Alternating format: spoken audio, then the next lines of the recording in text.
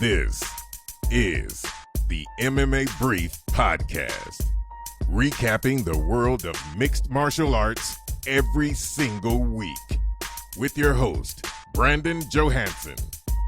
Welcome back to the MMA Brief, recapping UFC Fight Night 106 from Fortaleza, Brazil. Kelvin Gastelum versus Vitor Belfort in the main event. And this card sure did not disappoint. Tons of finishes.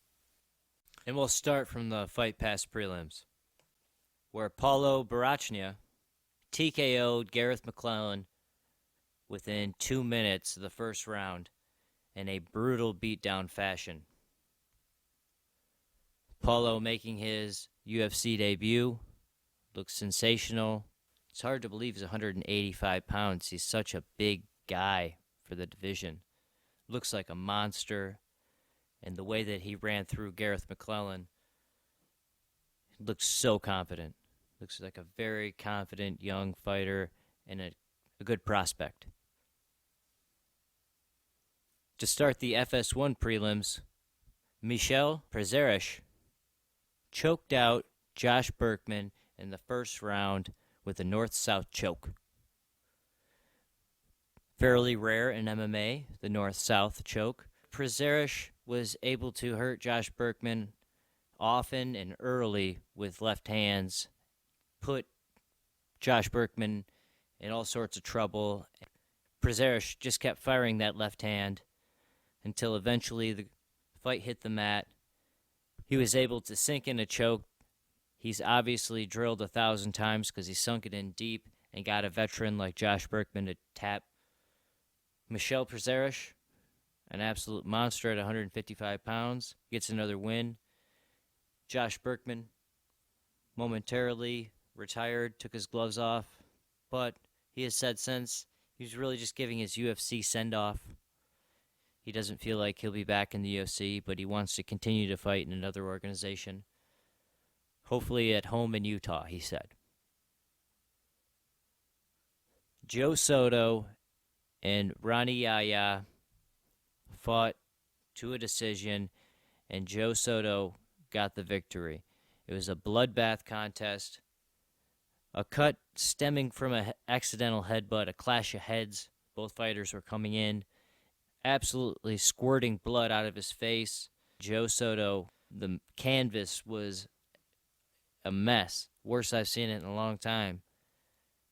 And his cut was bad, but he, through all the blood, he outgrinded Yahya in some positions, and both fighters looked relatively gassed in the late second round.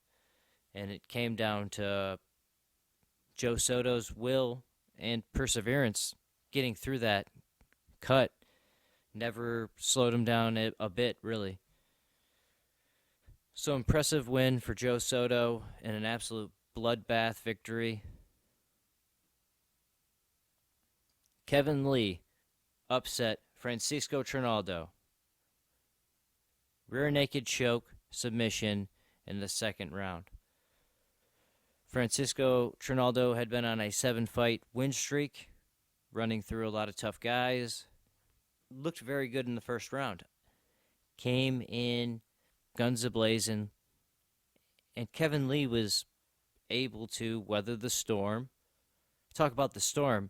First 30 seconds of the fight, Trinaldo had Lee's eye kind of damaged, and Lee got takedowns, and in the second round he's able to secure that choke and get the tap. Kevin Lee, the Motown phenom, gets the win, and his stock rises significantly in that 155-pound division. To start off the main card, Cowboy Alex Oliveira and Tim Means squared off in a rematch, in a grudge match. These two guys did not like each other whatsoever, stemming from a no contest in their first fight where an illegal knee led to the end of the bout. It was a good fight back and forth. I enjoyed the action. You could tell that there was a lot of animosity. And ultimately, Alex Cowboy Oliveira was able to secure a rear naked choke in the second round for the victory, and it seemed, at least at the end, there was some mutual respect, maybe some admiration, and maybe the feud may have been cooled down a bit. I don't know if it's going to ever be over. There's a language barrier. You kind of saw that. Oliveira dropped down like he wanted to pray with Tim Means. Tim Means said, "No, get back up here. I'll give you a hug." And it was nice to see some sort of closer. I'm glad it didn't go to a decision where either fighter felt like they were robbed. I'm glad there was some finality to that matchup. So it was a good start in the main card on FS1, which featured 6 fights. A good number of fights for a main card. Usually it's 4 or 5, and this one was 6, so that was nice. And they were all quality. Ray Borg and Jussier Formiga had an excellent fight in the 125-pound division. Both guys had their moments in the fight, but ultimately Ray Borg was able to secure the unanimous decision win, rise his stock in that flyweight division. Demetrius Mighty Mouse Johnson has essentially cleaned out that division, and Ray Borg would be a fresh face, a new contender. If he could beat another top guy, he'd be right there. Former women's bantamweight title challenger Bethe Correia and Marion Reneau ultimately fought to a draw. Bethe Correia most likely won the first 2 rounds. Marion Reneau won the third and final round big, 10-8, wobbled Bethe Correia with a head kick, had her in all sorts of trouble, mounted her several times in that third round. To Bethe Correia's credit, she was very tough. She survived that onslaught and saw a judge's decision. Unfortunately for them, it was a draw, but it was a very entertaining fight to watch. Edson Barbosa and Beneil Dariush. It was a high-paced fight. Beneil Dariush was coming forward and tagging Barbosa.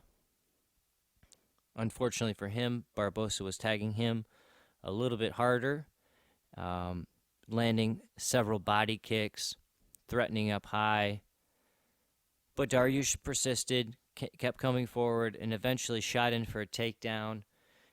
Barbosa landed a beautiful highlight reel knockout knee that starched him instantly.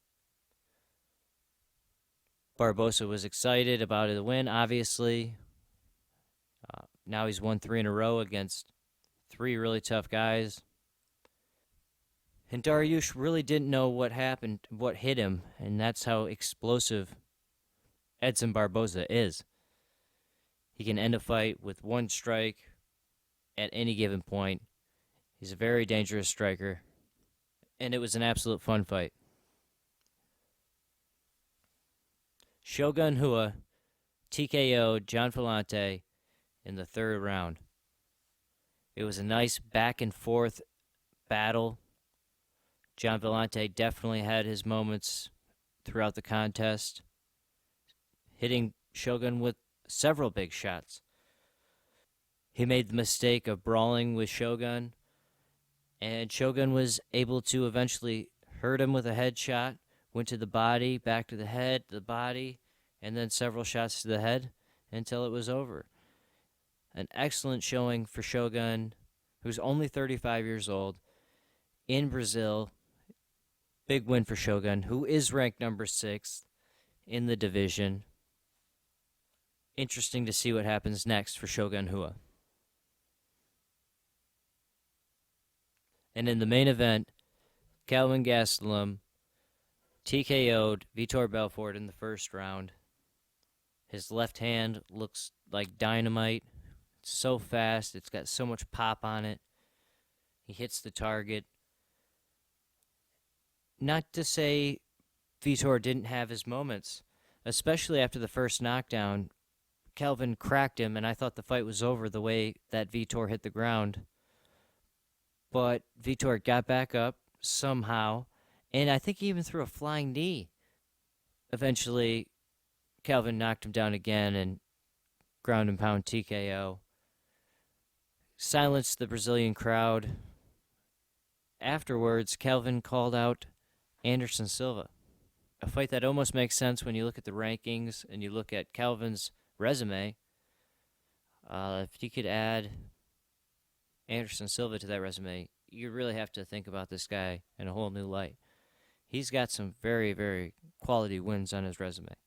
Former champion Johnny Hendricks, obviously now Vitor Belfort, fought to a split decision, lost to the current champion Tyron Woodley at 170 pounds. So Kelvin Gastelum has been sensational in his career. And if he could get a fight with Anderson Silva, I believe at this stage of their careers that he would be the favorite to win.